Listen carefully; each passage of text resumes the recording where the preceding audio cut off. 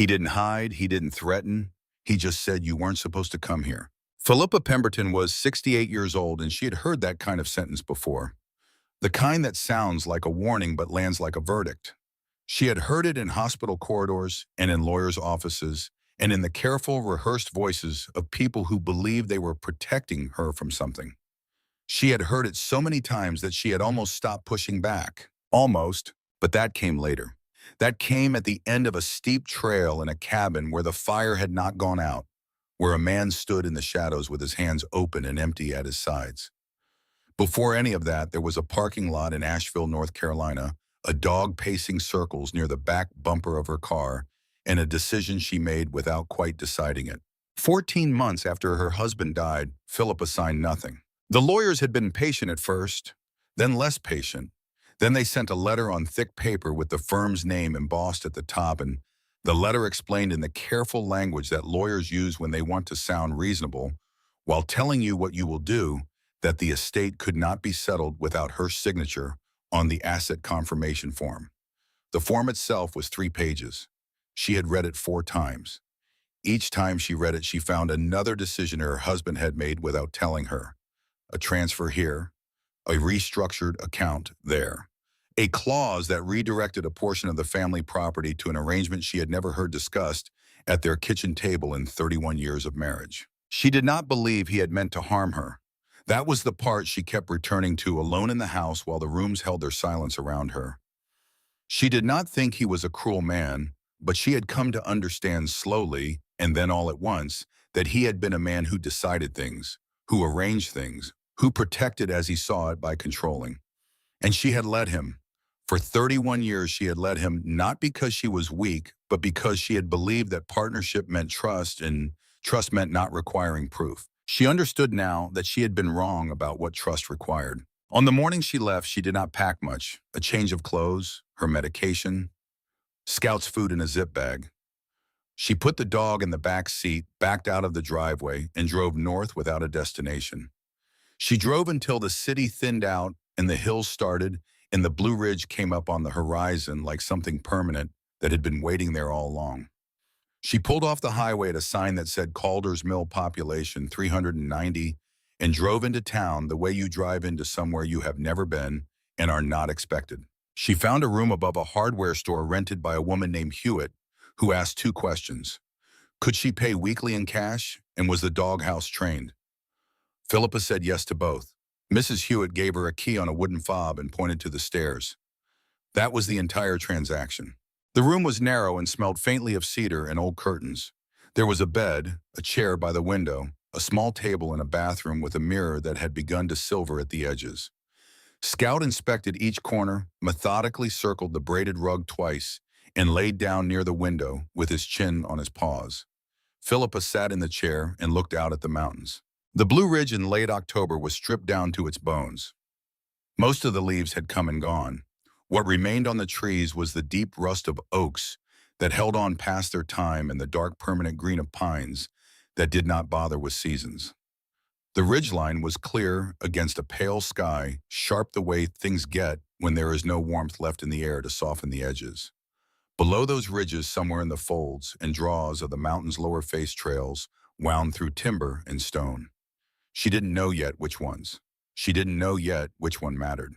Philippa did not know yet what she was looking at. She did not know about the cabin, or the trail, or the man who had been living up there for years while the town below him went about its business of not quite acknowledging he existed. She was just a woman in a rented room looking at mountains with a German shepherd sleeping at her feet. That was enough for the first evening. She did not call Tamsin back that night. Her daughter had left 3 messages, each one a variation on the same concern, and each one ending with some version of the word sign. Philippa listened to all 3. Then she set the phone on the table face down and slept better than she had in months. The second morning she needed coffee and something that had not come out of a box. Scout needed a walk anyway. She clipped his leash, which he tolerated with the patience of a dog who understood leashes were a temporary condition of living near people, and they walked the 2 blocks to the only commercial street in Calder's Mill. There was a gas station, a diner that was closed on Tuesdays, a small church with a hand-lettered sign about Sunday hours, and a general store with a screen door that let in the cold and a bell above it that rang louder than necessary when you pushed through. Inside the store was the kind of place that had not changed its inventory philosophy in 40 years. Canned goods stacked with military precision, a wall of tools still in their original packaging, jars of local honey catching the light near the front window, the smell of coffee and sawdust, and something metallic underneath, like the cold was coming in through the floor. It was the kind of place that remembered what it was for and had no interest in becoming anything else. The man behind the counter was heavy-set 60s, with a face that had decided long ago to default to neutral and rarely updated that decision. He looked at Philippa the way people in small towns look at strangers, not unfriendly, but measuring gathering information before committing to an attitude. "You're the one renting from Hewitt," he said. It was not a question. Philippa set her basket on the counter. "That's right." He began ringing up her items slowly. "Coffee, 2 apples, a can of soup. No rush in any of it. You out walking much?" he asked. "Trying to," she said. "Helps pass the time." He gave a short grunt that could have meant anything. "Plenty of trails around here. Some better than others." She waited. She had lived long enough to recognize when someone was circling a point. He glanced up again after a moment as if checking whether she was still paying attention. "You know about the Ridge Trail?" he asked. She shook her head slightly. He set down the can of soup. "Storm took part of it out a few years back. Not maintained anymore. Gets tricky up near the top." She nodded. That made sense. He did not stop there. "There's an old cabin up that way," he added. "Been empty a long time." She noticed the way he said it. Not like a piece of local history, more like a habit, the way people say things they have said so many times they no longer hear themselves saying them. She had almost let it go, almost moved on to paying and leaving with her bag. But something in the way he said empty made her ask, "What kind of cabin?" He hesitated. Just a fraction of a second, the kind of pause that is too short to be deliberate, but too long to be nothing. "Nothing much," he said. "Logging days, maybe. Folks used to shelter up there a long time ago." He paused again. "No one does now." Philippa picked up her bag, but as she turned toward the door, a voice from the corner of the room stopped her. "Not exactly true." She looked over. An older man sat by the window in a straight-back chair, hat pulled low, a dark cup held in both hands. He hadn't looked up yet. The man behind the counter let out a slow breath. "Don't start Roscoe." Roscoe didn't respond to that. He took one slow sip, set the cup down, and then he looked at Philippa. His eyes were pale and sharp in a way that didn't match the rest of him, which was weathered and unhurried and old. "People hear things up there," he said. "Movement. At night mostly, sometimes in the day if you're close enough." The man behind the counter shook his head. "It's animals. Always has been." Roscoe looked at him without expression. "Animals don't light fires," he said, "and they don't cut wood at the same hour every morning like a man with a schedule." The store went quiet. Not the polite quiet of a conversation pausing, but the heavier kind, the kind that settles over rooms when something true has been said and no one is quite sure what to do with it. Philippa stood near the door and felt it a stillness that was older than the conversation that had produced it. She kept her voice easy, probably just stories. Roscoe held her gaze for a moment longer than comfortable. His pale eyes did not move. "I went up once," he said. 7 years back, saw someone through the window, cutting wood, steady and even. Wasn't looking down the mountain."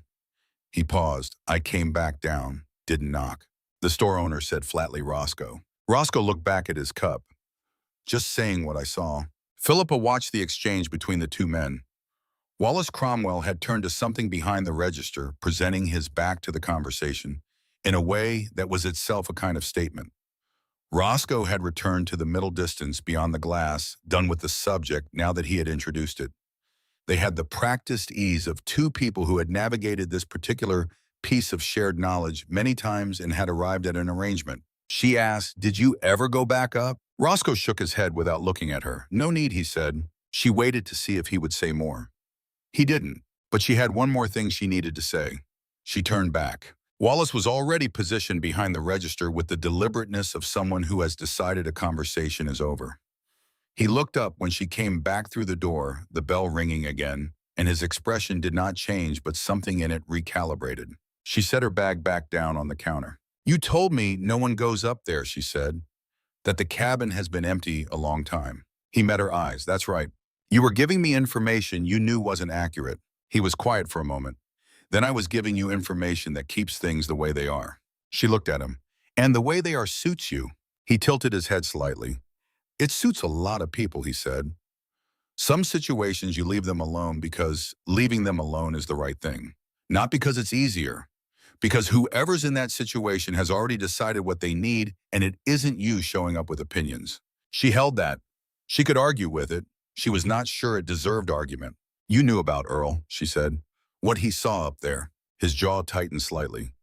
Roscoe, he said. His name is Roscoe, and yes, I know what he told you. Then you know the cabin isn't empty. Wallace looked at her for a long moment. What I know, he said carefully, and what I choose to repeat are two different things. He picked up the can of soup she had set on the counter and handed it back to her. That's yours. She took the can, she picked up her bag. She said, all right. He nodded once. Have a good morning, he said. She went back through the screen door. The bell rang behind her sharp and then settling into silence. She pushed through the screen door. The bell rang behind her sharp and then gone. Outside, the cold settled around her again. Scout pulled toward the smell of something in the ditch, and she let him standing on the sidewalk with her bag in one hand and the leash loose in the other. The mountains were clear above the roof line of the hardware store. She looked up at the ridgeline for a moment. Somewhere up there, apparently a man cut wood at the same hour every morning, like someone with a schedule. She started walking back toward Hewitt's. Scout fell into step beside her, glancing up once, reading her pace and matching it without being asked. She walked the 2 blocks back slowly, letting Scout set the pace. He took his time at every interesting patch of ground, which gave her time to think about what she had just heard and how she had heard it. Not the words themselves. The way the 2 men in the store had arranged themselves and around those words are the practiced positions of people who have learned to coexist with a piece of knowledge without being consumed by it. Roscoe had seen a man cutting wood through a window, had turned around and come back down the mountain without knocking, had sat in that store for 7 years carrying that knowledge the way you carry a stone in your pocket, aware of its weight but no longer surprised by it. Wallace Cromwell had heard whatever he had heard, or seen whatever he had seen, and had chosen to maintain the story of an empty cabin because the alternative required him to make a decision he had not been asked to make. She understood both of those positions. She had spent 31 years in proximity to decisions that weren't hers to make and had learned to navigate around them the way you navigate around furniture, in a room you know well enough to cross in the dark. It was only now, standing outside that room for the first time, that she could see its shape clearly. Mrs. Hewitt was sweeping the stairwell when Philippa came back through the hardware store's side door. She looked up once, took in Scout, took in Philippa, and returned to her sweeping without comment. That was one of the things Philippa had come to appreciate about the woman in the 2 days since arriving. She did not require explanation for ordinary human behavior. Philippa went upstairs and stood at the window for a long time with her coffee cooling in her hands, looking at the ridge.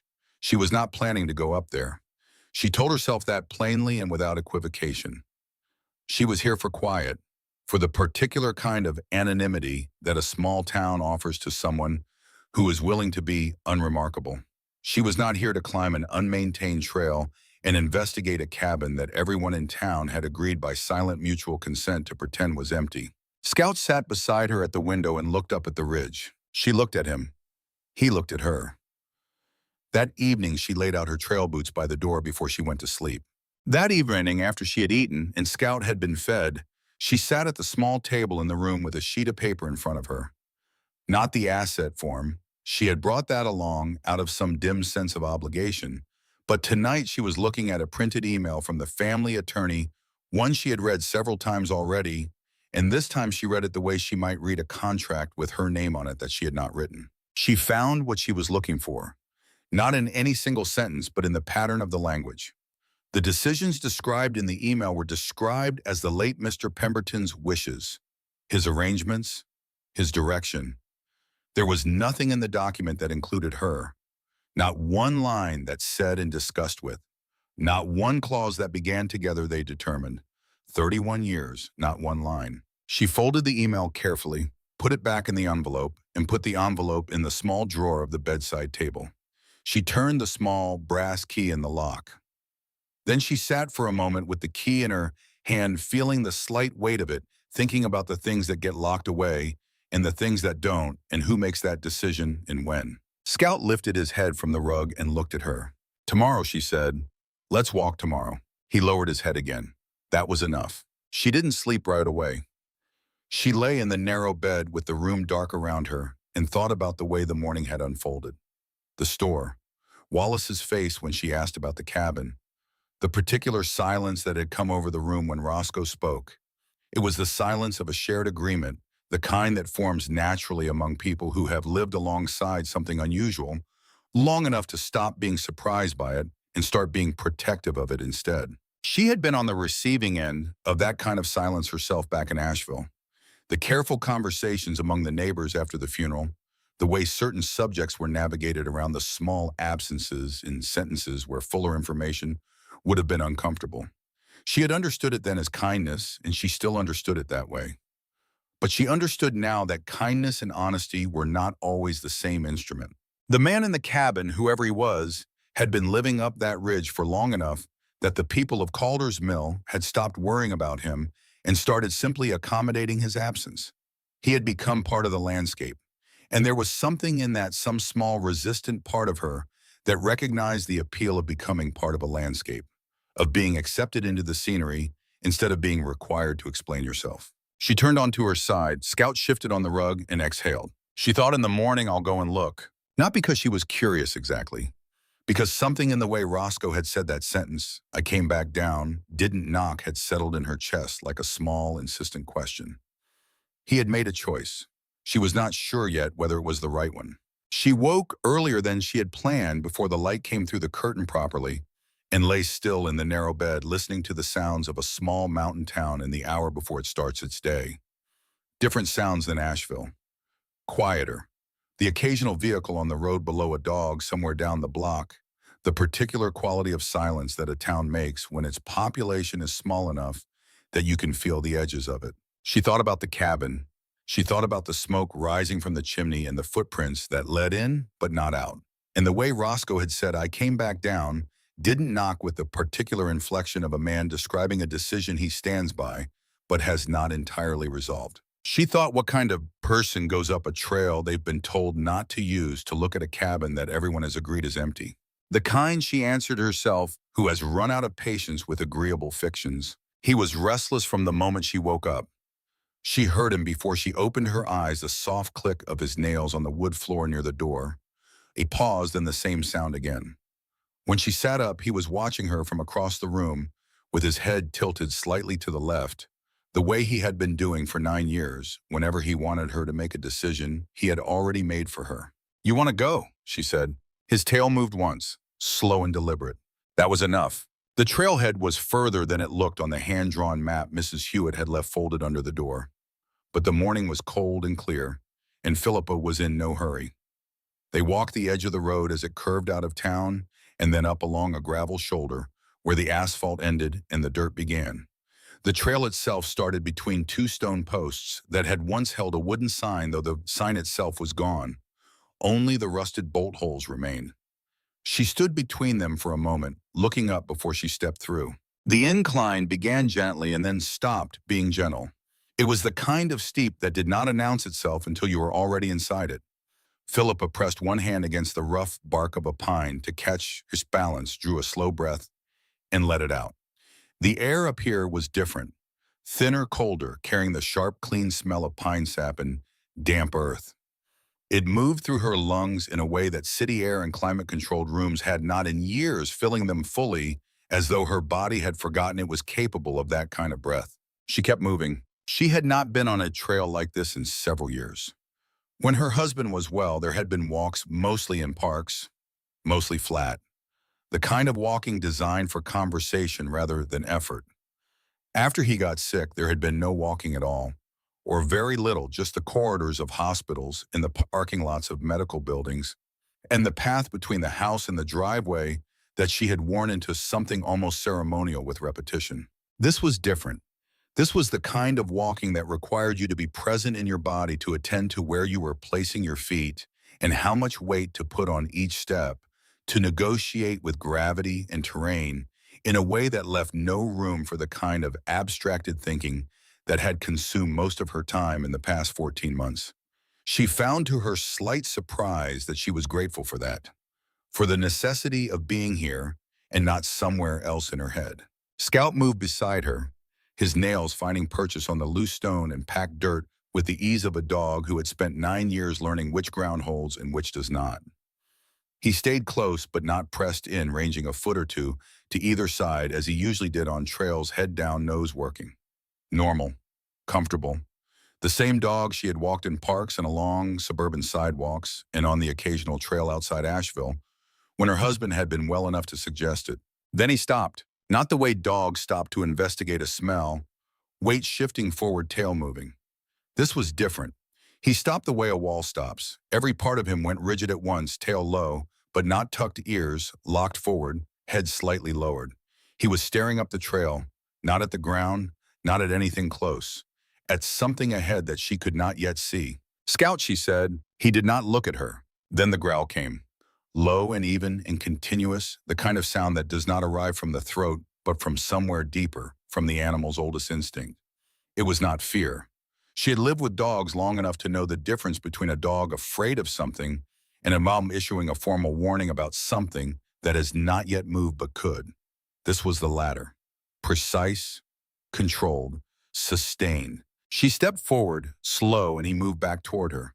One careful step, then another, until his shoulder was close to her leg. He was not retreating. He was repositioning, placing himself between her and whatever he was watching. His eyes never left the trail above. She took 3 more steps.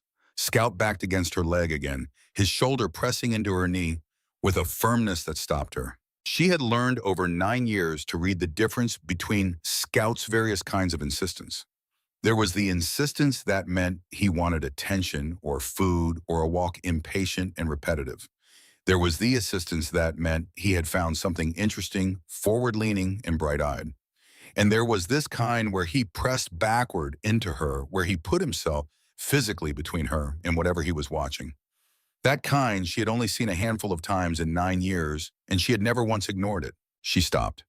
They stood there together on the narrow trail, her hand resting on his back, his gaze fixed on something she could not yet see clearly. The wind had stopped moving entirely. The trees on either side of the trail held absolutely still. She became aware of the quality of the silence around them, the way it was not the ordinary silence of a deserted place, but something more specific, more particular, the silence of a place where something is present and aware. She reached down and freed the clip on Scout's leash. He had earned that. If he needed to move, she would not hold him back. He did not move. He simply pressed closer. "All right," she said again very quietly.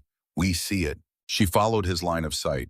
The path curved upward another 20 yards before it opened onto a narrow ridge. Beyond it, through the thinning pines, she could see the shape of a structure against the cliff face. Gray wood weathered until it was nearly silver. The roof dipped slightly at the center, and one wall appeared to be built against the rock itself, as though the mountain had simply claimed part of it back over the years. It sat very still against the stone. It looked exactly the way abandoned things look. She let out a slow breath. Nothing moved up there. No shadow shifted in the window. No sound that didn't belong. She took another step forward. Scout's growl deepened, not louder, but heavier, more committed. She stood still for the moment, hand on Scout's back, and did what she had learned to do. When confronted with something that required more than a quick assessment, she simply looked. Not searching, just receiving what was there. The clearing above was narrow. The path between where she stood and the cabin was exposed on one side to the drop below and pressed against the rock face on the other. There was nowhere to be that was not visible to whatever was up there. She had 2 choices, go forward or go back. Neither required Scout to growl at her. She had driven from Asheville without a plan. She had walked into a general store and asked questions she didn't need to ask. She had laid out her boots by the door the night before she went to sleep. None of that was accidental, and she was aware of it now in a way she had not quite been before.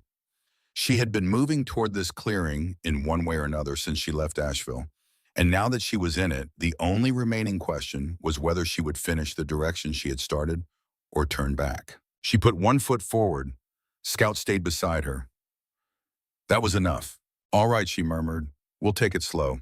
They moved together up the last stretch of trail. The trees gave way. The ridge opened out into a narrow shelf of rock and thin soil that curved along the edge of the cliff. To her right, the mountain dropped away into a gorge thick with dark green. To her left, the stone face rose up cold and flecked with lichen. Ahead at the far end of the shelf, the cabin waited. Up close, it looked less abandoned than she had expected. The door was the first thing she noticed. Old, yes. The wood was cracked in places and softened at the edges by weather, but it sat in its frame the way a door sits when someone tends to it. It was not warped. It was not hanging. It was slightly open just a few inches, as though someone had left it that way deliberately and recently. Then she saw the footprints. They were in the loose dirt just outside the threshold, not worn smooth like the rest of the clearing, not softened by time. The edges were clean and sharp, pressed deep, a large boot heavier tread. They led from the direction of the trail to the door. They did not lead back out. Philippa's chest tightened once. She held the feeling without acting on it. Scout had stopped his low warning sound. She looked at him. His gaze had shifted. He was not watching the entrance. He was not watching the clouded window. He was fixed on the left side of the cabin, on a narrow strip of shadow where the wooden wall met the rock face, a place that was darker than it should have been, even in the open morning light. Her eyes went to the chimney. The smoke was so thin she almost missed it. A single thread of gray rising into the still air above, bending slightly at the top where a distant current caught it, then dissolving into nothing. Not the heavy output of a fire just started. The thin, steady rise of embers that had been tended through the night and had not been allowed to go cold. She stood there, looking at it. The cabin wasn't empty. Scout pressed closer to her side. His shoulder touched her knee. His body was fully alert, every muscle precisely held his gaze, moving between the shadow at the cabin's edge and the open door. She stepped forward into the small clearing. The ground was firmer here, packed down, used more often than the surrounding earth. She crossed to the door and stopped just short of it. "Hello," she said. Steady, not loud. The word went in through the opening and seemed to stop just past the threshold. No echo, no answer. She waited. Nothing. She reached out and touched the edge of the door. The wood was warmer than the air around it. Not hot, not freshly heated, but warm in the way wood gets when a fire has been burning near it for hours. She pulled her hand back for a moment. Then she pushed the door open. The interior was dim. Her eyes adjusted slowly. A table, a chair, something along the far wall that resolved into a narrow shelf. A small iron stove against one wall, old but solid, not rusted through. A faint orange glow showed through the draft vents near the bottom. Embers, still alive. The bed in the corner was made up. A blanket folded with care across the foot, not dusty, not neglected. On the table, a tin cup. She could see from where she stood that the outside of it was slightly damp, not dried, used this morning. "Someone's here," she said quietly, half to herself, half to Scout, who had stepped in beside her and was looking past her toward the far corner of the room. His posture sharpened.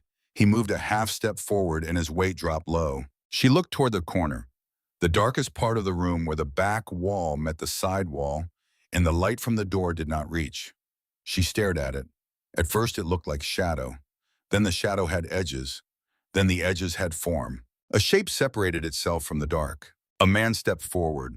Not fast, not sudden, controlled and deliberate, the movement of someone who had decided in advance how much space to take and how quickly to take it. He stopped just inside the edge of the dim light from the doorway, far enough to be visible, close enough to be real. He was not large, not imposing. He was somewhere in his early 50s, lean in a way that came from years of physical work rather than intention. His face was worn in a way that had nothing to do with age alone. There was a weight in it, the accumulated kind, the kind that comes from carrying something heavy, long enough that the carrying becomes invisible and only the weight remains. His hands hung at his sides, loose, open, not raised in greeting, not braced in threat. The hands of a man who had made his accounting of what he still possessed and had accepted the sum without complaint. He looked at Philippa, then at Scout. Something moved briefly in his expression when he looked at the tom. Not recognition of her. Recognition of something in the animal's posture, some quality he understood from his own particular angle. Then he looked back at Philippa and he said it. "You weren't supposed to come up here." No edge in it. No anger. No performance of any kind. Just a sentence that was simply and completely true, the kind that does not need anything around it to hold it up. Scout's low sound returned for a moment, then steadied. The man did not move. Philippa let out a breath she had been holding since she touched the door. I could say the same thing as she replied. Amos Bassett did not step back. He did not move at all. He stood in the edge of the light from the doorway and let her words settle between them without trying to answer them the way a man does when he has had enough conversations to know that some responses are better left as silence. Scout shifted, not forward, not back, just a small adjustment of weight, his attention still fixed on Amos, but something in his bearing had changed. Less warning, more watching. It was subtle enough that someone who didn't know the dog might have missed it entirely. Philippa didn't miss it. She stepped fully inside the cabin and let the door rest at its original angle behind her.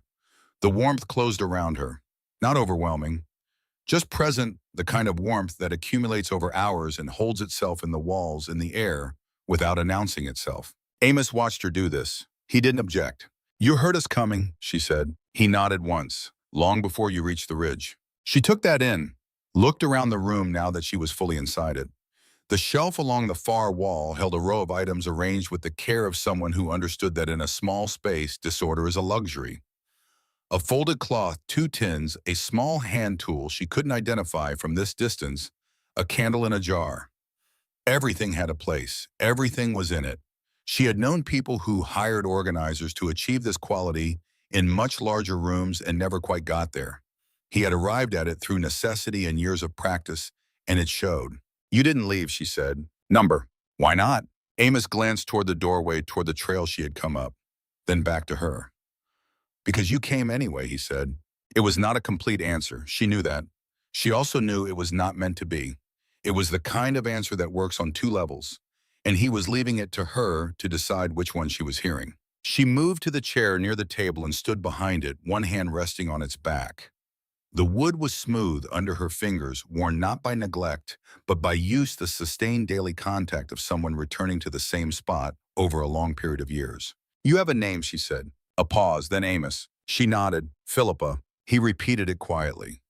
Not testing it, more like placing it somewhere deliberate, putting it with the small number of things in this room that had names he allowed to stay. Scout had moved. She felt it before she looked that shift in the pressure near her leg. She glanced down. The dog had taken 2 steps to the side, opening the line between her and Amos. His posture was still deliberate, but his shoulders had dropped a fraction. His eyes had not left Amos. Amos noticed. "He trusts carefully," Amos said. "He always has," she replied. Amos gave a short nod, as though that confirmed something he had already worked out on his own. She pulled the chair out and sat down. The seat creaked once under her weight and then held. Amos did not sit.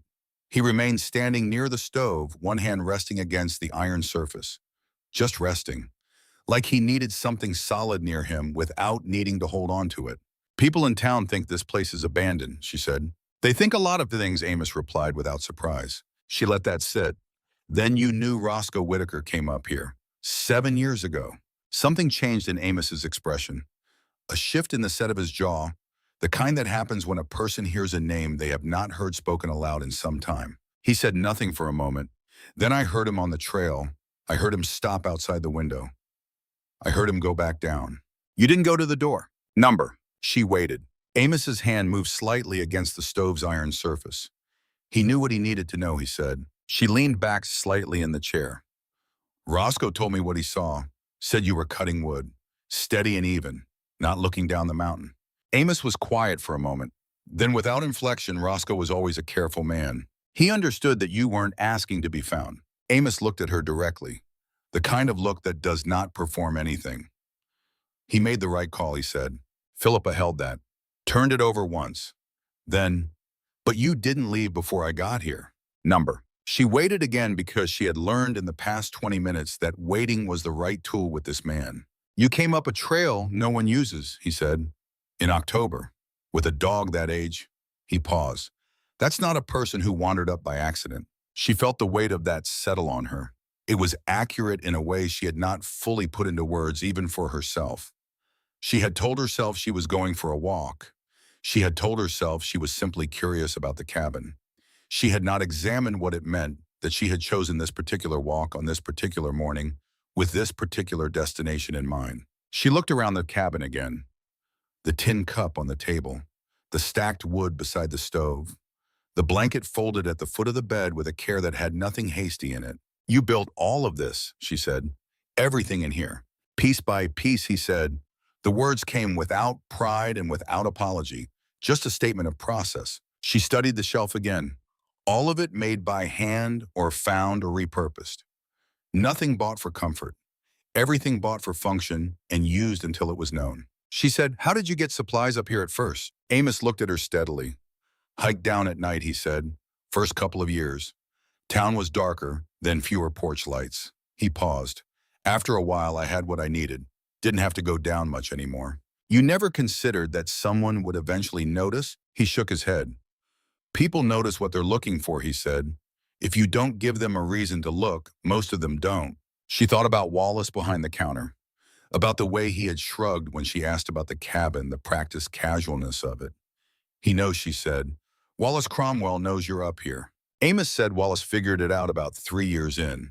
Saw a lamp through the trees one November evening, wrong angle for any kind of animal behavior. And he didn't do anything. He did what a reasonable man in a small town does, Amos said. He decided it wasn't his problem. He paused. "He's not a bad man, Wallace. He just learned early that getting involved in other people's business has a cost, and he's been careful about that cost ever since." She let that sit. Then in Roscoe. "Roscoe figured it out on his own," Amos said. "You don't last 78 years in a place like this without developing a certain kind of attention." She nodded. "He said he came up here." Amos said, "He stood outside that window for about 10 minutes. Then he went back down. He didn't knock, and he didn't say anything to anyone in town that I ever heard." She said, "Until today." Amos looked at her. "Until you asked him," he said. Philippa's phone buzzed in her jacket pocket. She looked at Amos for a moment. He didn't react. She pulled the phone out and looked at the screen. Tamsin. She stood from the chair. "Excuse me," she said, and stepped back through the door into the cold outside. Scout followed her to the threshold and stopped there half in and half out, his eyes going back to Amos. The cold hit her face clean and sharp. She walked a few steps into the clearing, far enough for privacy, and answered. Tamsin's voice came in already moving. "Mom," the attorney called again. "You haven't responded to any of their messages. They need the signature before the end of the month, or the whole process resets and we have to start over." Philippa stood in the clearing above the gorge. Below her, through the trees, the valley held its quiet. She could see nothing of the town from here, only the ridgeline on the far side and the pale sky above it. "I know about the deadline," she said. "Then why haven't you signed?" It wasn't quite a question. "Because I'm not ready." Tamsin's voice shifted, the careful daughter tone coming up over the frustrated one. "Mom, I understand this is hard. Losing Dad was hard for all of us. But the longer you wait, the more complicated this gets for everyone." Philippa watched Scout in the doorway. He had not looked away from Amos. She said, "You're deciding what I need right now, Tamsin. What I can handle and what I can't. What's too complicated for me to understand. That's not what I'm doing." "That is exactly what you're doing." She kept her voice level. "Your father did it for 31 years. I let him because I thought that was what trust looked like. I was wrong about that." Silence from the other end. "Mom, where are you?" "On a mountain." "What?" "On a mountain." She let that sit for a moment. "When I'm ready to come back, I'll come back. When I'm ready to sign something, I'll sign it. I'm not asking your permission for either of those things." Another silence. Longer this time. Then Tamsin's voice quiet and uncertain in a way that Philippa had not heard in years. "Do you want to actually talk? Not about the estate, just talk." Philippa looked at the ridgeline. The sky was the color of pale stone. "When I'm back," she said, "somewhere that isn't a lawyer's office, just the two of us." A pause. Then okay. One word. But it landed differently than anything else Tamsin had said in the call. Philippa said goodbye and ended it and stood in the clearing for a moment with the phone in her hand. The cold moved across her face. She thought about the call, thought about Tamsin's voice in that last word, the way it had shifted from managing to something more like offering. She had not heard that shift in a long time. She went back inside. Amos was exactly where she had left him. He had not moved to the chair or to the door or anywhere. He was simply there in the way of someone who had had a great deal of practice at it. She crossed back to the chair and sat down. Outside the cabin, the clearing was empty, just the bare rock in the thin soil and the drop to the gorge below. The afternoon was going. Through the door, the light had shifted from direct to diffuse, the kind of light that comes when the sun moves behind the ridge and the day begins its slow release. My daughter, Philippa said. Amos nodded once. Ward moved to the stove and crouched to check on the wood. He made a small adjustment, pushing a piece further in, and the embers brightened briefly before settling into their steadier glow. She watched him do it. The gesture was practiced, in particular, the movement of a man who has developed a precise relationship with fire over many years, who understands the difference between too much air and not enough, who knows by the quality of the heat whether things are right or need attention. He stood back up and turned toward her. She said, you mentioned your son earlier. Amos looked at her. He had not mentioned his son earlier. She had mentioned his family, and he had confirmed they left, but he had not specified a son. She watched him register that she was asking. He's in his 30s now, Amos said. After a moment, he has his own life. I don't want to complicate it. You don't want to contact him. I don't want to put him in a position where he has to choose between what he was told and what I would tell him. He paused. He chose his mother. That was the right choice. She needed someone. He looked at the stove. I don't want to undo that now just because it would be easier for me. She studied him.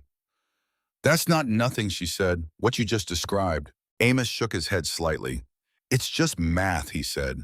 But she could see that it wasn't just math, that the calculation had cost him something and continued to cost him something, and that he had decided the payment was worth making. She sat back down. Scout came the rest of the way inside and placed himself near the table between her and Amos, but his posture had shifted again. The urgency had left it. He was watching, not warning. She said, how long before Roscoe came up here did you first arrive? Amos moved to the stove and crouched slightly, adjusting a piece of wood inside. The embers shifted and brightened before settling again. The movement gave him time and space to answer without looking at her, which she understood was not evasion, but the particular privacy of someone who answers difficult things more honestly when they're not being observed. He stood back up. About 5 years before Roscoe, he said. She did not say 12 years out loud. She just held the number and looked around the room. 12 years of stacked wood and folded blankets in a tin cup used and washed and returned to its place on the table. 12 years of cutting wood at the same hour every morning. What happened, she said. Amos leaned back against the wall, not defensive, settled the way a person settles when they have turned a story over in their own mind so many times that the telling no longer costs what it used to. I had a business, he said, construction. Started small. She listened without filling the silences. It did well, he continued. Well enough that people started paying attention. Contracts got bigger. Partners came in. He paused, looking at something a few inches past the floor. One job went wrong, not because of the work. The work was solid. It went wrong because of the people involved. What kind of people, she said. The kind that don't lose, Amos said. That was enough. She could build the rest from those 5 words. The kind of men who have learned to use the machinery of agreements and reputation and influence the way other people use tools with precision and without hesitation, and who arrange for the consequences to land on someone else when the machinery breaks. The paperwork came apart, he continued. Money said to be missing. Someone needed to be responsible, and they decided who that was before the investigation started. His voice stayed flat and even. Not because the bitterness was absent, but because he had had 12 years to set it somewhere he didn't have to carry it anymore. You couldn't fight it, she said. I tried. 2 words. They contained everything: the lawyers and the drawn-out proceedings, and the money running thin, while other people's money did not. And the reputation shifting in the way water shifts in a glass being slowly tilted, and the doors that go from open to closed so gradually you cannot remember when it changed. She said quietly, the person who did this. Amos was still for a moment. When he spoke, his voice had changed in a way she couldn't quite name. My partner, he said. 12 years. He knew every contract, every clause, every agreement I'd ever signed because he'd been sitting across the table from me when I signed them. He paused.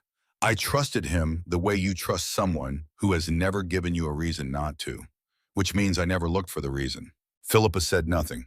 She felt the shape of that truth settle into the room alongside everything else. Your family, she said then. Amos was still for a moment. Then they needed something they could believe. What they were told made a cleaner story than what I couldn't prove. She looked away briefly, toward the door, the trail, the distance. They left, she said. Yes, the word was final, not bitter. The tone of something that has been true long enough to stop being a wound and become simply a fact. So you came up here, she said. At first, I didn't plan to stay, he said. I just needed somewhere quiet, somewhere no one knew my name. He looked at the walls, the stove, the shelf. Then I understood that leaving was easier than explaining. That explaining was a game I couldn't win because the other side had already written the rules. She knew that. Not from the same direction he had approached it, but she recognized the essential shape of it.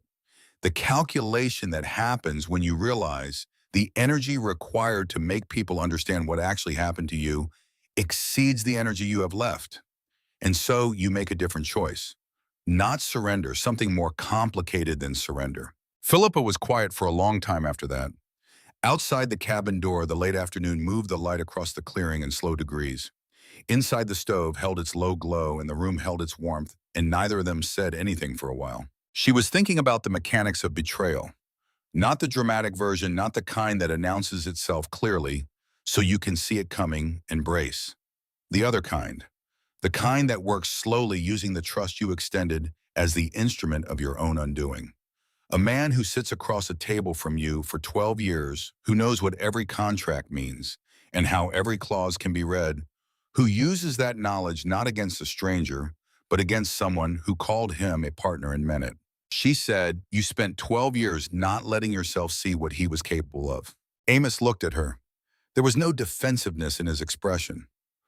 That's usually how it works, he said. People don't hide who they are so much as they show you the version of themselves they want you to see. And if that version is useful to you, you stop looking for the other one. She nodded slowly, and when it came apart, he shook his head once, not in denial, but in something more like wonder at the distance of it. When it came apart, he said, I was the last one to understand what had happened. Everyone else had already read the situation and adjusted. I was still back at the beginning, trying to find where the mistake was, trying to find the moment where I could have done something different. Was there such a moment, she asked. Amos looked at the stove. Probably, he said. But by the time you can see it, clearly you're already past it. She looked at the cabin around them, at the life built into its walls and corners. You could have rebuilt, she said. Somewhere else, different city, different start. Amos considered that with the patience of someone who had already considered it himself at some length. Some people do, he said. But rebuilding somewhere else means carrying the story with you, the story that was told about you. You go to a new city, and sooner or later someone asks where you came from, what you did, why you left. And you either tell the true version, which most people can't follow because it sounds like excuse-making, or you tell the edited version, which is its own kind of lie. Up here, I don't have to tell it at all. And that turned out to be worth more than I expected. He looked at her then. Something sharper had come into his gaze. You ever have something taken from you, he said. Something you didn't even know you were holding until it was already gone. She didn't answer. She didn't need to. He saw it anyway. He gave a small nod, the kind that confirms something already suspected rather than learning something new. Scout stood up from where he had settled near the table. Not urgently, just deliberate. He took 3 slow steps forward and stopped in the space between Philippa and Amos. He looked at Amos for a long moment, then he sat down. It was a small thing. To anyone else, it might have looked like nothing, but Philippa had had this dog for 9 years, and she knew what that posture cost him, that particular combination of alertness and stillness, the choosing to be present without being defensive. She had seen it only a handful of times, and always at the end of something that had been carefully and completely weighed. Amos saw it too. Something moved in his expression, not a smile, something quieter and less practiced than a smile. He's made up his mind, Amos said. About you, she said. He nodded. About whether I'm worth worrying about. Scout remained sitting, ears forward, eyes steady, not relaxed, but settled. Philippa felt something shift in the room. Not the temperature, not anything she could have pointed to directly. Just the quality of the air between two people when they stop calculating and start simply occupying the same space. She looked at Amos and said, "You're not what I expected." He tilted his head slightly. "What were you expecting?" She thought about the smoke and the footprints and Roscoe's pale, sharp eyes in the corner of the store. "I'm not sure," she said. "Something easier to walk away from, maybe." Amos was quiet for a moment. Then most things look that way from a distance. She leaned forward slightly, elbows on her knees. I didn't come looking for you. I didn't know you were here. I know, he said. Then what did I come looking for? The question stayed in the air. Amos looked past her for a moment toward the door and the trail beyond it, as though he could see back down the mountain to wherever she had started from. Then he spoke. Sometimes people don't know what they're looking for until they stop pretending they're not lost. She let out a small breath. That sounds like something a person that tells themselves when they don't want to give a straight answer. Amos almost smiled. It was not a warm expression. It was the expression of someone who recognizes when they've been accurately read. Maybe, he said. She looked at the tin cup on the table, then at the shelf, then at the stove where the embers still held their low red glow behind the iron. Every object in this room had been chosen and placed. Every object had stayed where it was put. There was a discipline to it that she recognized, a way of arranging the available world so that it did not get away from you. She said, "This place isn't hiding you." Amos met her eyes. "No," he said, "it's just where I am." She understood that distinction more clearly than she had expected to. The light through the doorway had gone from bright to amber. Time had moved in the way it does when you are not watching it. She was aware suddenly of how far down the mountain the town was and how much of the afternoon had passed inside these walls. She stood from the chair slowly. Scout rose with her. "I should go," she said. The words came naturally, not from fear, not from urgency, from the honest reading of the moment. Amos nodded. "I figured you would." She was aware standing there that she was about to leave a situation that would not present itself to her again in this form. That whatever this had been, whatever exchange had happened in this room between two people who arrived at it from completely different directions, it had happened once and would not repeat. She would go back down the mountain and Amos would continue the life he had built in this cabin, and the distance between those two trajectories would expand with every day that passed quietly and without ceremony. She did not find that sad exactly. It was simply the nature of certain encounters. They happen completely in themselves, without before or after, and their value is not diminished by their finality. She thought about what she would carry away from this room. Not the story of it. She would not be telling this story to anyone she was already certain of, that not because she had promised anything, but because some things are simply not yours to tell. What she would carry away was something less specific and more durable. The understanding that a person could dismantle a life completely, could strip it down to its essential questions, could refuse to rebuild using the materials they had been handed, and could arrive somewhere true. That was worth the climb. She studied him once more before moving toward the door. The glow from the stove touched one side of his face, catching the lines in it, the stillness that had settled into his features over years of living without an audience. "You're not worried I'll tell someone," she said. He shook his head. "Why not?" He looked at her with the full weight of his attention. "Because you came inside," he said. She stood at the threshold. The cooler air from outside touched her face. She glanced back once. Amos hadn't moved from where he stood. He was simply there, part of the room, the way the shelf and the stove and the folded blanket were part of it. Not hidden, not revealed. Present. She nodded once.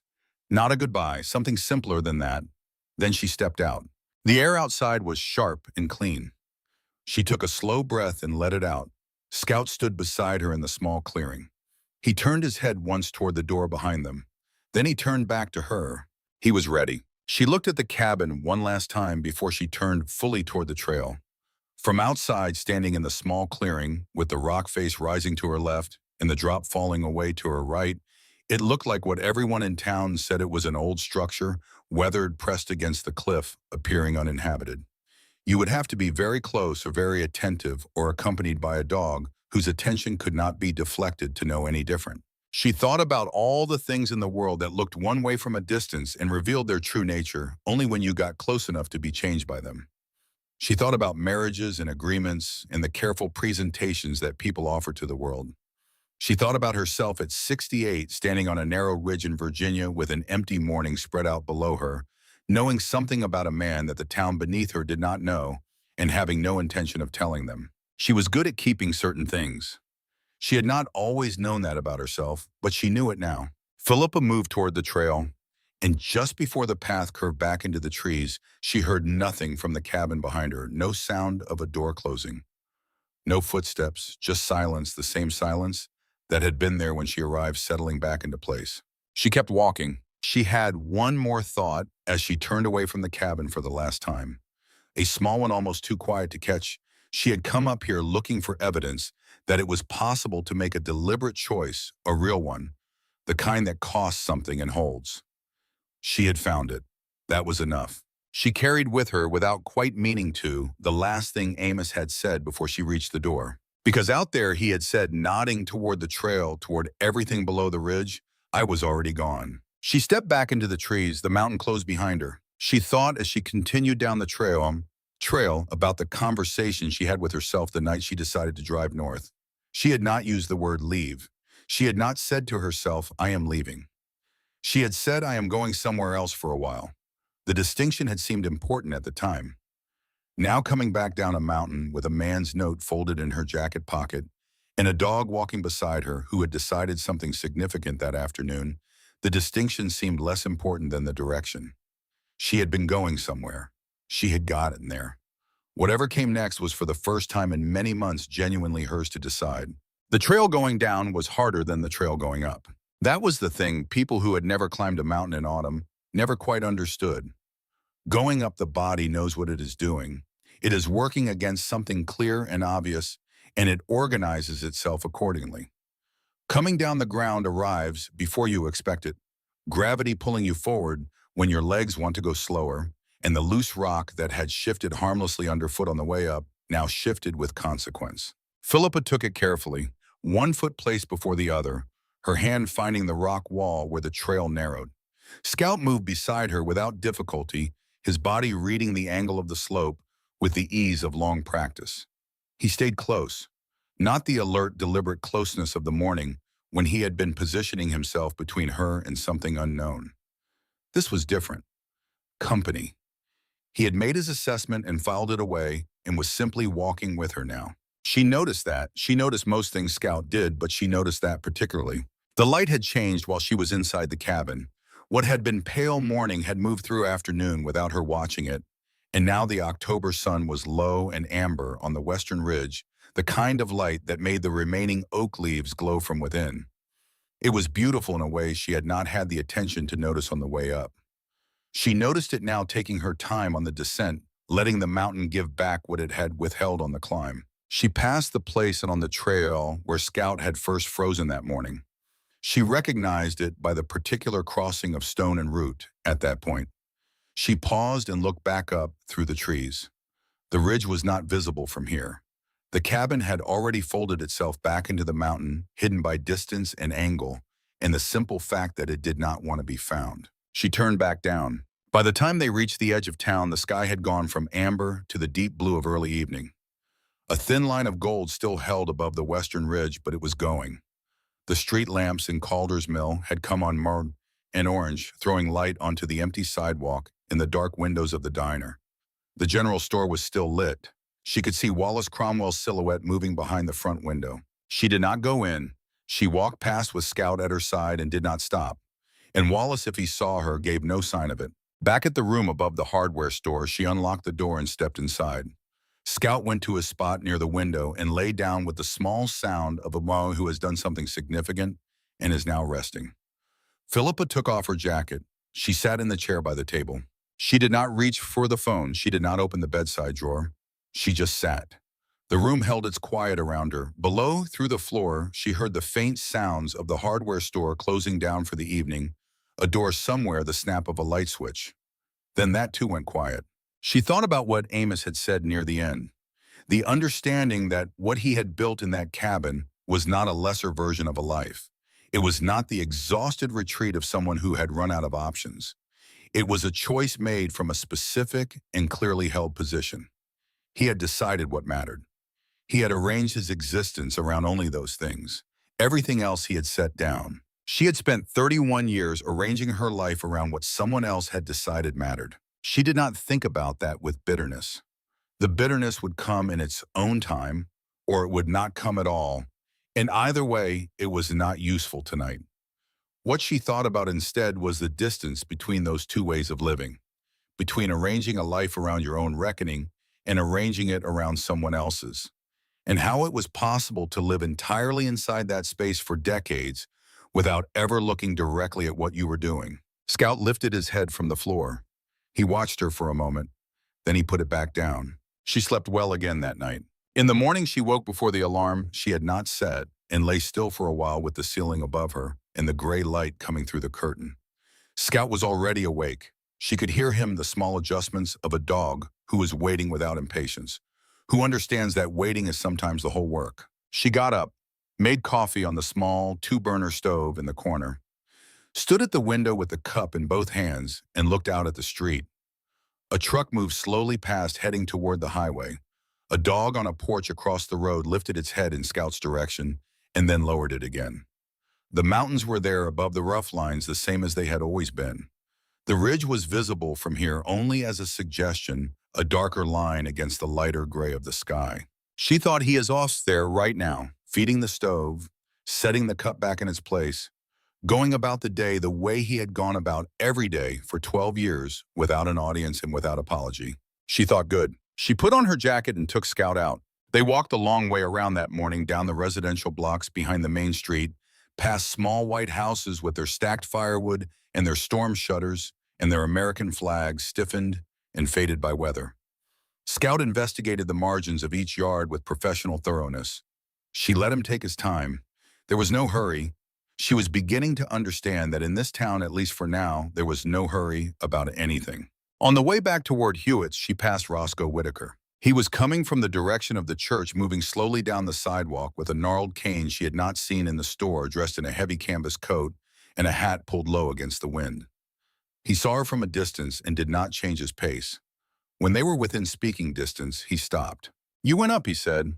Still not a question. Philippa stopped too. Scout looked at Roscoe with brief, mild interest and then looked away. "I went up," she said. Roscoe nodded slowly. He was looking at her in the way he had looked at her in the store, that pale-eyed attention that had nothing dismissive in it. "You came back down," he said. "I did." He moved his cane from one hand to the other, a small, habitual gesture. His voice, when it came, was quieter than it had been in the store. "Amos Bassett," he said. "That's his name. I reckon you know that now." "I know," she said. Roscoe looked out toward the mountains for a long moment. "I knew him before he went up," he said. "Good man. Good work ethic. Built the addition on my brother-in-law's house back in the day. Never cut a corner." He paused, his jaw tightening slightly. What happened to him wasn't right. She waited. Roscoe turned his gaze back to her. His voice had gone very quiet. "Is he all right?" he asked. She thought about the stove and the stacked wood and the blanket folded at the foot of the bed, and the way Amos had stood in that room with his hands open at his sides and answered every question without a word of performance in any of it. She thought about Scout sitting down in the space between them. "He's all right," she said. Roscoe held her gaze for a moment. Then he gave one slow nod, the kind that is less agreement than receiving, like taking something handed to you and putting it somewhere safe. He shifted his cane and began walking again. After a few steps, he stopped without turning around. He said, "Don't tell Wallace I asked." She thought about what it had cost him to ask that question. He was not a man who asked for things she could see that clearly. He was a man who observed and weighed and kept his conclusions to himself. Asking whether Amos was all right was, for a man like Roscoe, a significant act. It required him to admit that he still cared about the answer after 7 years of having chosen not to knock on that door. She was glad she had been the one to go up. She was glad she had something to bring back down to him. She watched him move down the sidewalk. His back was straight despite the cane. The wind moved through the street and he walked into it without adjusting his pace. She walked back to Hewitt's. On the fourth day, she went into the diner, which had updated its closed Tuesday policy with a note in different ink on the hand-lettered sign. She took a booth near the back where she could see the whole room. The woman who brought her coffee had the quick, efficient movements of someone who had worked in small service businesses her entire life and had developed a deep professional respect for not wasting motion. She set down the coffee, looked at Scout under the table and said, "He all right down there?" "He's fine," Philippa said. "He knows how to behave." The woman glanced down at Scout once more. "He looks like he's been places," she said. Not a question, an observation. "He has," Philippa said. The woman went back to the counter. That was the entire exchange. But when the check came, there was a biscuit on the plate beside it that Philippa had not ordered, with a small note that said, "For the dog." She left a tip that reflected the gesture appropriately. She walked back past the general store. Through the window, she could see Roscoe in his chair by the window, as though he had never left it. He looked up when she passed. He did not raise his hand, neither did she. But there was a recognition in it, a small transaction between two people who knew something the town around them did not. That evening, she called her older brother. Not because she had planned to, but because she found herself dialing before she had thought it through. He answered on the second ring, which surprised her. "Where are you?" he said before she could say anything. "Virginia," she said. "A small town." He was quiet for a moment. "You're not coming back for Thanksgiving." "I don't know yet." "That's honest," at least he said. Then, "You doing okay?" "I think so. I'm figuring some things out." He said the estate thing, among other things. He was quiet again. Then he said something that surprised her. "I always thought you let him make too many decisions." She didn't know what to say to that. He continued, "I know that's not helpful now, but I always thought it." "Why didn't you say something?" she asked. "It was your marriage, Philippa, not my place." She sat with that for a moment. "Then I think I needed someone to say it." He said quietly, "I know, I'm sorry I didn't." He said something else before they got to the ordinary things. He said, "You know, when I saw you at the funeral, sitting in that front pew, I thought you looked like someone waiting for something to be over that wasn't going to be over just because the service ended." She said, "You were right." He said, "I know. I just didn't know what to do about it." She said, "Neither did I." They talked for another 20 minutes. Not about the estate, just ordinary things. A book he had read, a trip he was planning, the way the weather had been strange all fall. When she ended the call, she sat in the chair by the table, holding the phone in both hands, feeling the warmth of a conversation that had arrived at something true. Scout walked over and put his head on her knee. She put her hand on his head, and they sat there in the quiet for a while. The days after that found their own shape.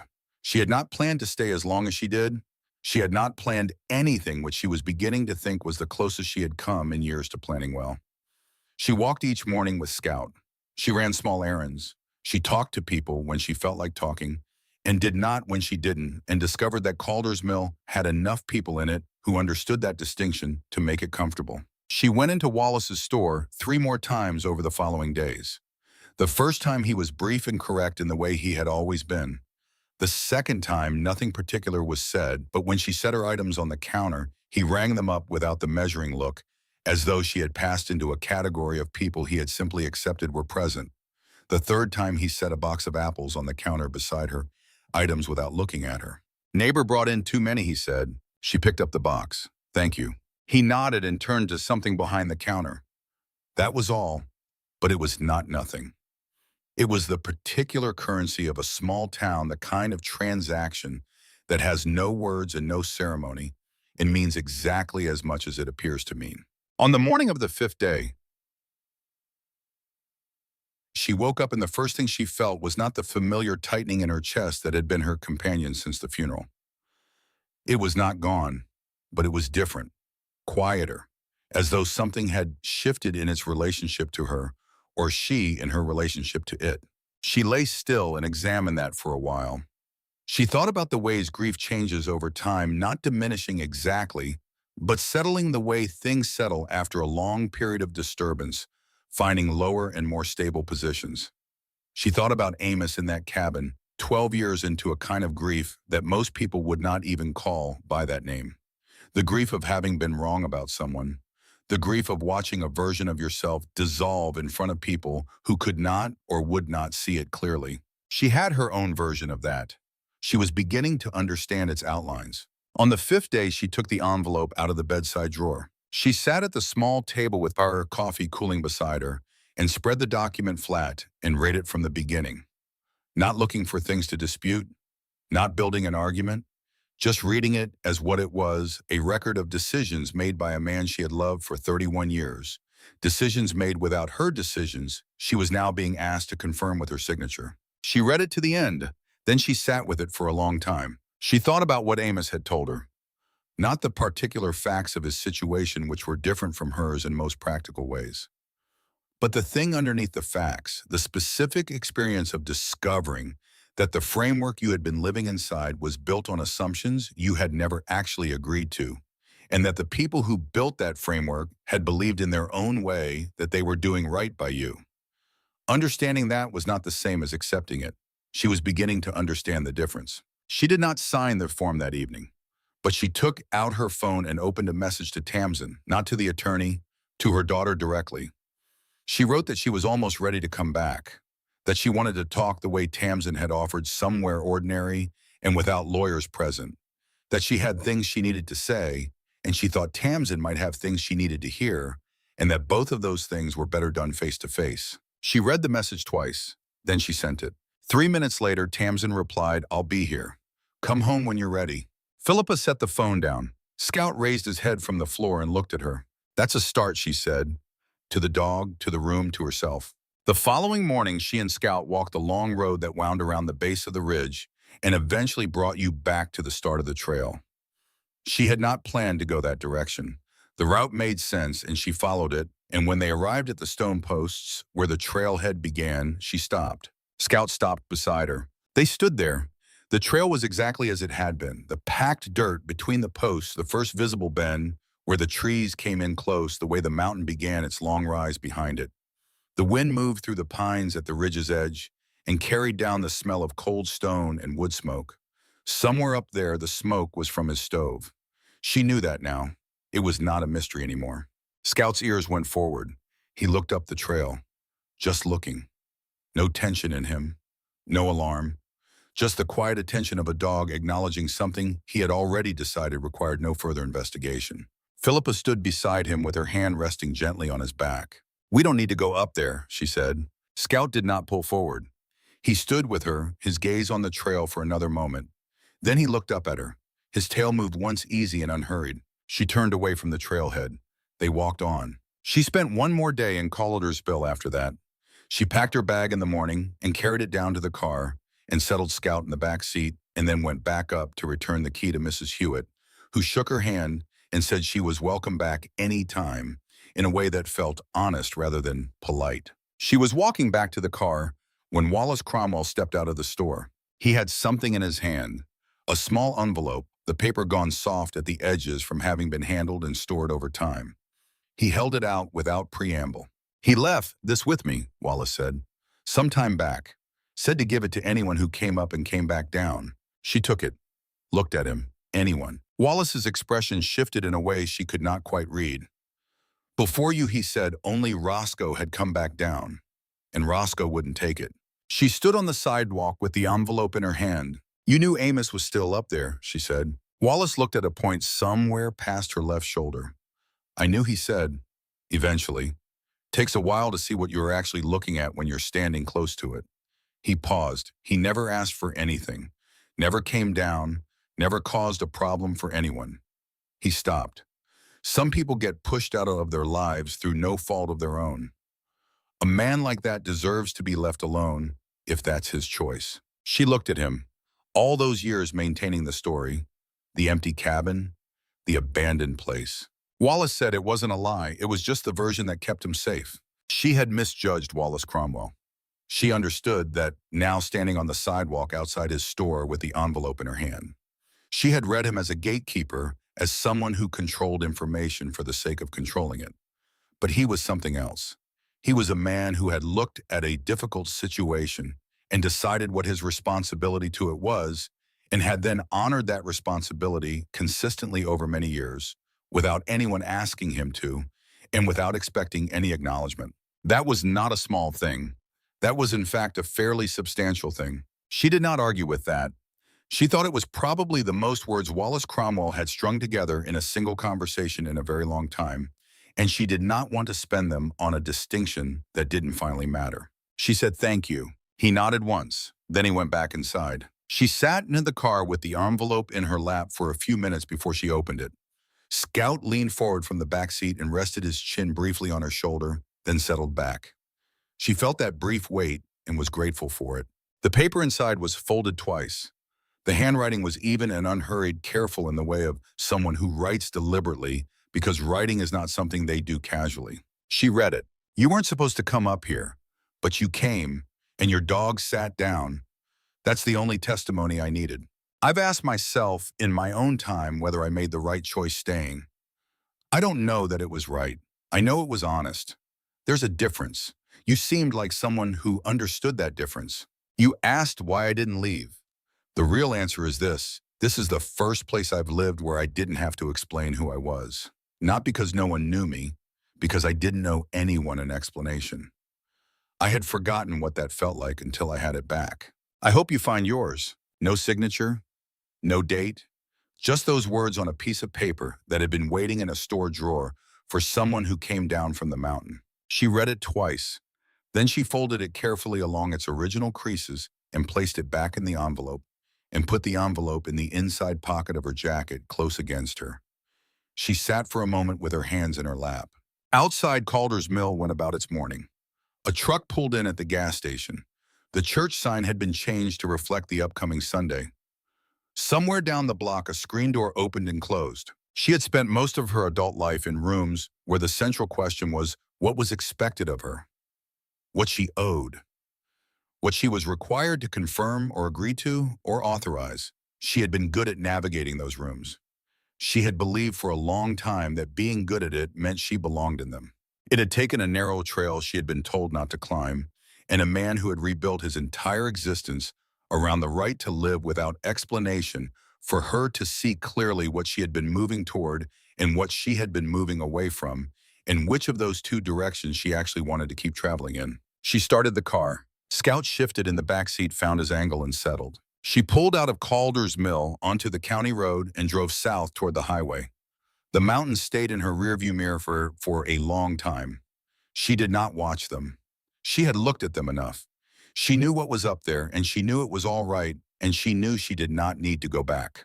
When the highway opened up and the Blue Ridge finally dropped below the horizon, she reached into her jacket pocket with one hand and touched the envelope there.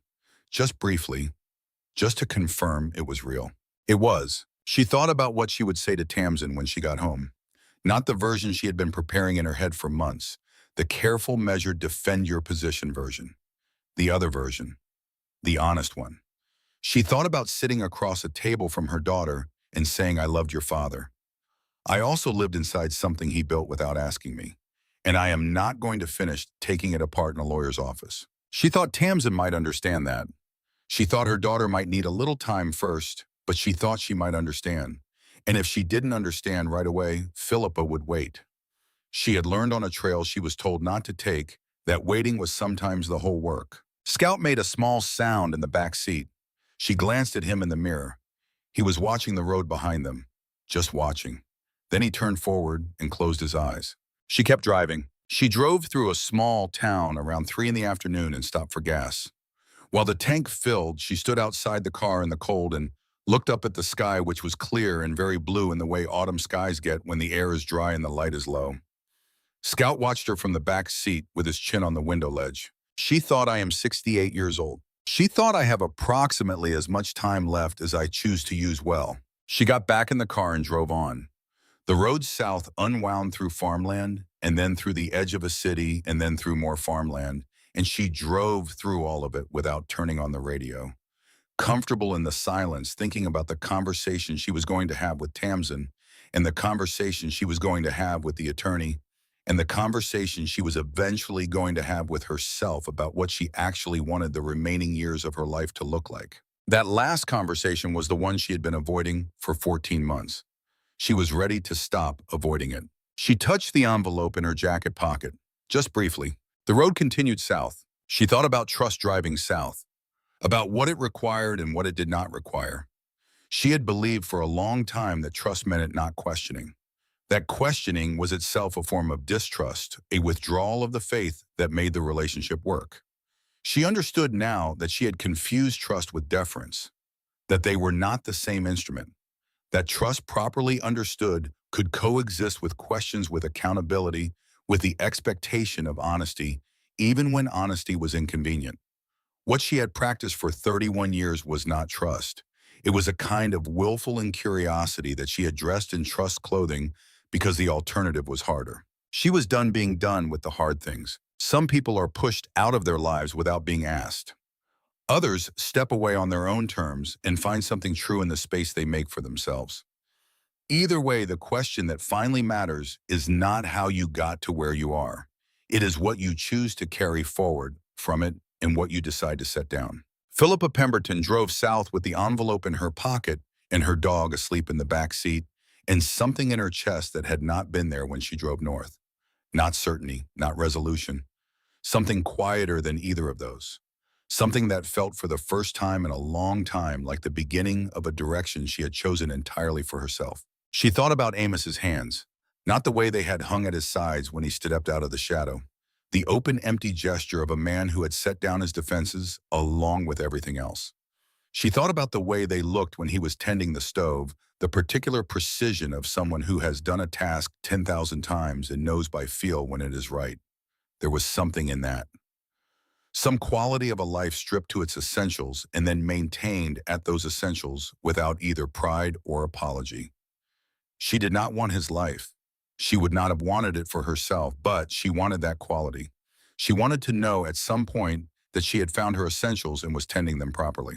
She felt, if she was being honest with herself, like someone who had set something down that had been growing heavier for a long time, so gradually that she had stopped noticing its weight. She had set it down on a mountain in a cabin where the fire had not gone out, in the presence of a man who had made his own calculation about what was worth carrying and what was not. She was grateful for that. She was grateful for the trail and the smoke and Scout's refusal to look away from whatever he was looking at. She was grateful for Wallace's carefully maintained story and Roscoe's pale, sharp eyes, and even for the asset form locked in the drawer of a bedside table in a rented room, which had started her moving in a direction she had needed to move in for longer than she wanted to admit. She stopped once more before she reached the highway, pulling off onto a gravel shoulder. She needed a moment, not for any particular reason, just to sit. She cut the engine. Scout shifted in the back seat and looked at her. She looked at the bare fields around her and the tree line at their edge and the sky going slowly orange above the western hills. She thought about what Amos had said near the end of their conversation, the part she had almost missed because it came quietly. Sometimes people don't know what they're looking for until they stop pretending they're not lost. She had been lost. She could acknowledge that now in this quiet car on this gravel shoulder with no one watching. She had been lost in the particular way of someone who knew the neighborhood but couldn't find the house, moving through familiar territory and unable to locate the thing that should have been obvious. She had found something up that mountain that helped her triangulate, not a destination, a direction. She started the car again. Scout settled. She pulled back onto the road. Ahead of her was Tamsin, and the conversation they were going to have, the real one, the kind that costs something from both people, but produces something genuine. Ahead was the attorney's office and the asset form and the questions she was now prepared to ask. Ahead was the house in Asheville with its particular quality of silence and all the decisions she had not yet made about what came next. None of that frightened her, not today. She drove on into the evening, and the mountains disappeared behind her, and she did not look back. She did not feel like she had lost anything at all. She felt, if anything, that she had found something she had not known she was missing, something she did not yet have a precise word for, but that she recognized clearly as her own.